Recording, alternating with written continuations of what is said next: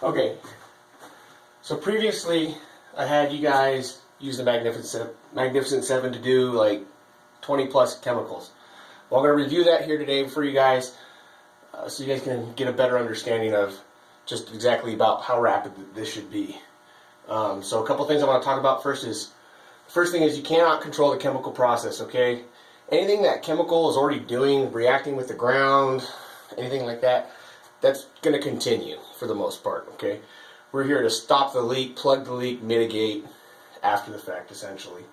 And because of that, that's going to be the wild card. And everything else we're going to do is going to be a risk-based response. And we're going to base this response off of the facts, the science, and the circumstances.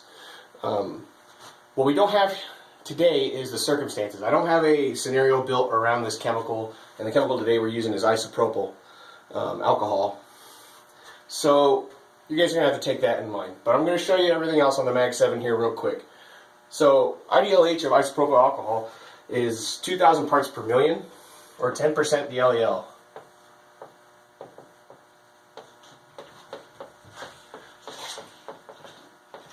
So when you're doing the Mag 7, you're trying to determine what the primary hazard is, where you're going to look to find the chemical, the type of PPE you need, how can you see it, and what's going to drive our decon.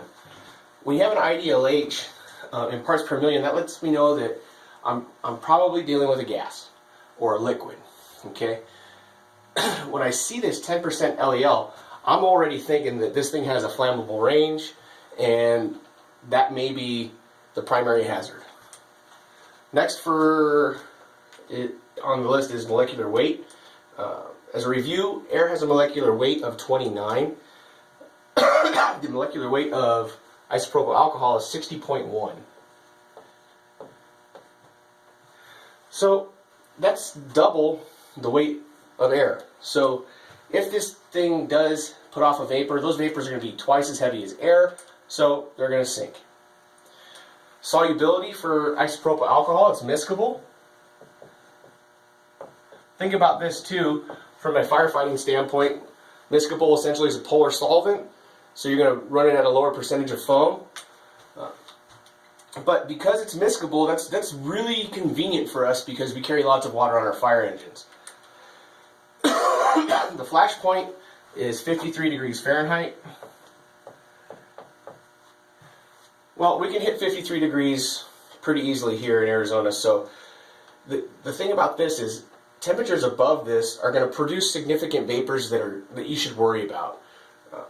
So if it's below 53 degrees Fahrenheit, will it produce vapors still? Yeah. Is it going to produce enough vapors to flash? No. Once you get above that flash point, vapor production is going to increase. Anytime you're adding heat to a chemical or a product, that's going to increase vapor production. So, ionization potential, we can see anything less than 10.6 electron volts.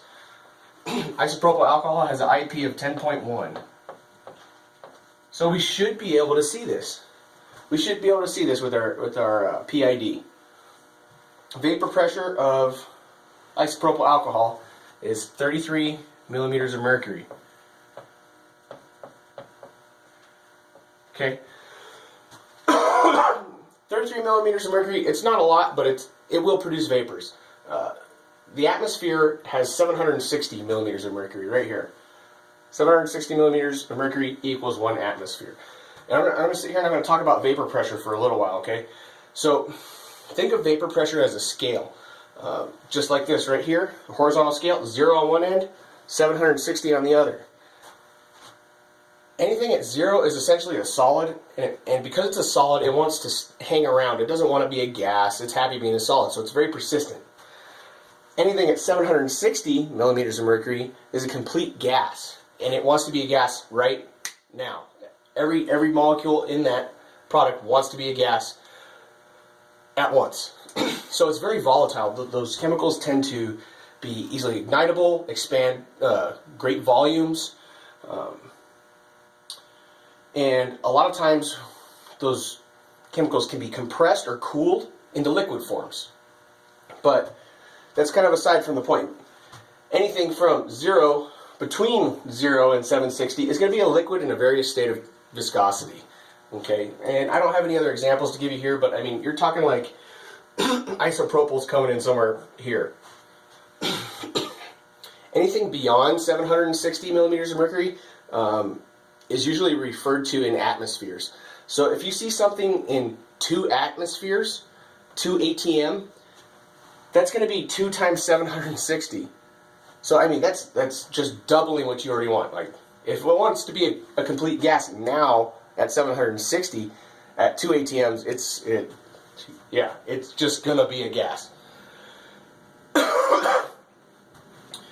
And then what I showed you a month or two ago is how to take this vapor pressure and determine max concentration that may be detectable. Okay, so you're gonna take this and you're gonna times it by 1300. This is called the 1300 law. And essentially that you're going to get 42,900 parts per million. So if you had a spill of isopropyl alcohol in a confined space and it all atomized and put off vapors inside that confined space, you should have no more than 42,900 parts per million on a reading, if you can read that high, if we can detect it that high. If you do have something less than or over this number, you know, give yourself a little bit of range here. You need to think of, maybe you're not really dealing with alcohol. Maybe it's labeled as alcohol, but it's really not what's in the container. Or maybe it's another product or a second product with alcohol that you weren't expecting. So the LEL for isopropyl alcohol is 2%.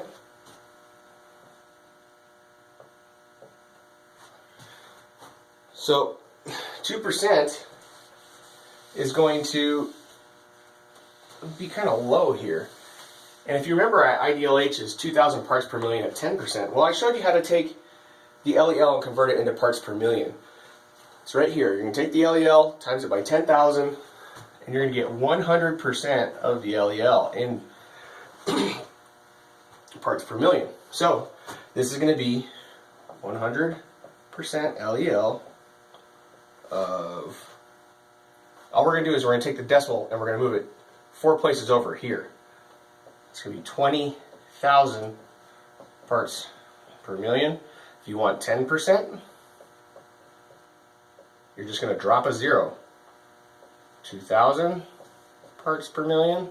If you want 1%, it's going to be 200 parts per million. It's that simple. Okay, and then an easy way to check this is you just did your math. 10% LEL of 2,000 parts per million. Come up here to your IDLH. 10% LEL, 2,000 parts per million. So, what have we learned? Well, we learned that isopropyl alcohol has a flammability component, that it's twice as heavy as air, that it's easily dissolved in water, which is good for us. Normally in Arizona will be above the flash point, so it's going to be producing significant vapors. We should be able to see it with the PID. It's got a vapor pressure of 33 millimeters of mercury, and if for some reason we were able to see it in a confined space, we should see no more than 42,900 parts per million. So, what have we learned? Primary hazard, flammable. Where are we going to look for this? Down low, because it's twice as heavy as air. PPE, we're dealing with a flammable product. So, we're going to rock structural firefighter protective clothing and SCBA. How are we going to detect this? We already know we can see it with the PID. Okay?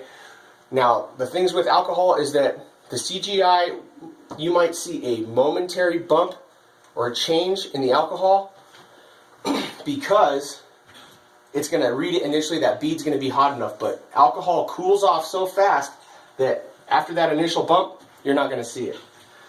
Radiological, not worried about that. I have O2 here. If for some reason you see an O2 change, you might have significant vapors. A 1% decrease in O2 is 50,000 parts per million of something. So yeah, technically could we see a decrease in oxygen? Sure. But we won't see a 1% decrease because we're only at 42,900. It would be really close, but not a whole percent. Decon, water.